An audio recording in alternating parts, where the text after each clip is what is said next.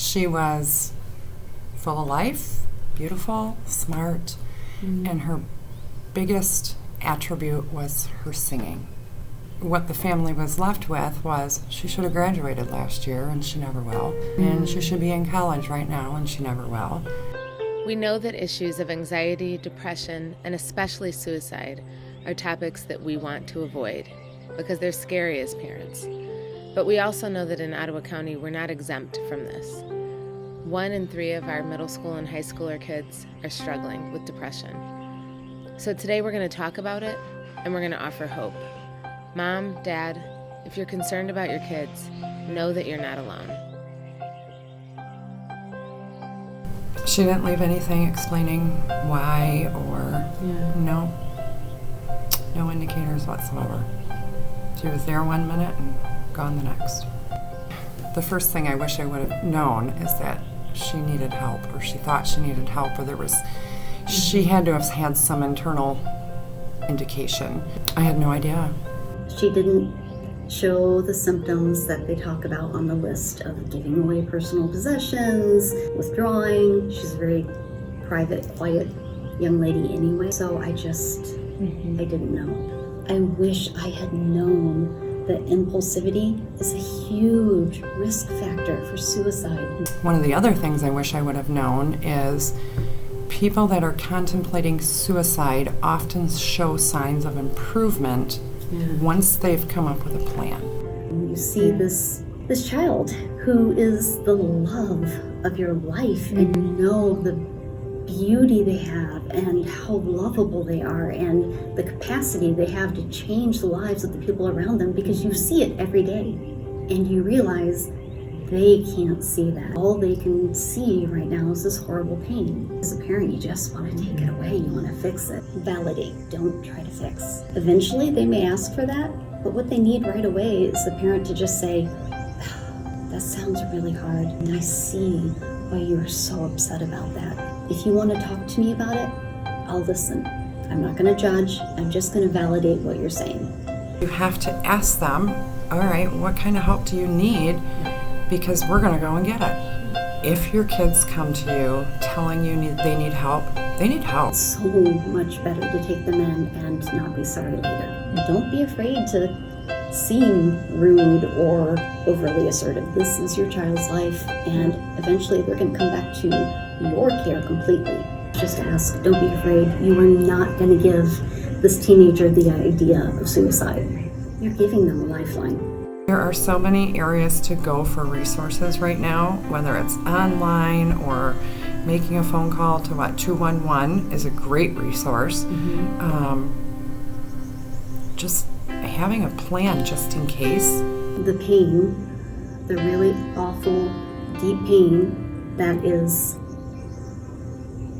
helping your mind lie to you and tell you that you don't matter, that you're a burden. That pain will pass.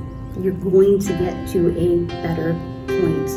And if you need to go minute by minute to get through that, that's okay. Survive that first minute, go on to the next. Survive that minute, go on to the next. Eventually it's going to be 5 minutes, then 20, then hour by hour, day by day, and before you know it, you are through it. Now, in a recent poll of over 6,000 students in 8th, 10th, and 12th grade, we learned that 26% have been bullied or harassed, 31% were depressed, 19% seriously thought about suicide, 13% made a plan to attempt, and 8% attempted, which means 1 in 3 teenagers in Ottawa County has struggled with depression.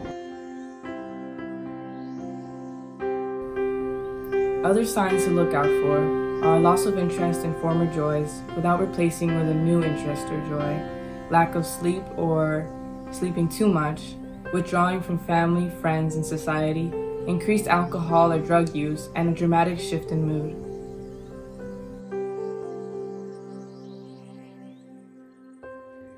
Therapy can be extremely helpful for adolescents to have a safe place to talk through things and to learn coping skills. The black and white thinking that adolescents face developmentally can be a hard thing to parent. This doesn't have to be something that you, as a parent, navigate alone. There is no shame in this. Love them through it. Offer comfort and reassurance above everything. After-hours evaluation can be initiated by calling 911 or contacting the emergency room at the local hospital. Predictability and consistency are important. Remember that parents can be a really powerful resource of adaptability and stress management. It's also extremely important to know how you can be helpful, to be mindful of protective factors. 2 out of 3 teens get less than 8 hours of sleep a night.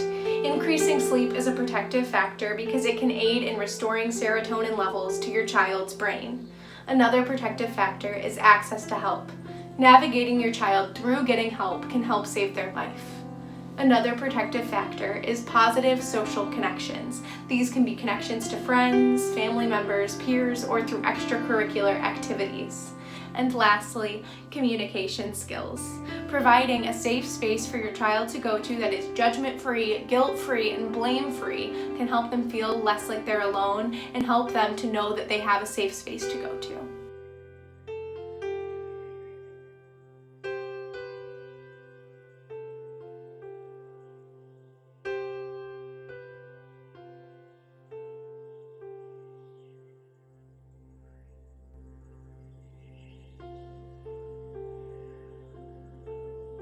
You do matter.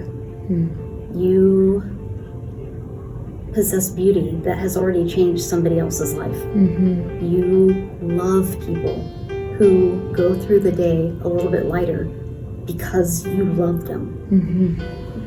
You matter. Somebody's day today is better because you're in it. So you may not hear it, but you can't go through this world without making a difference for someone else. And if that is all you have to hold on to it.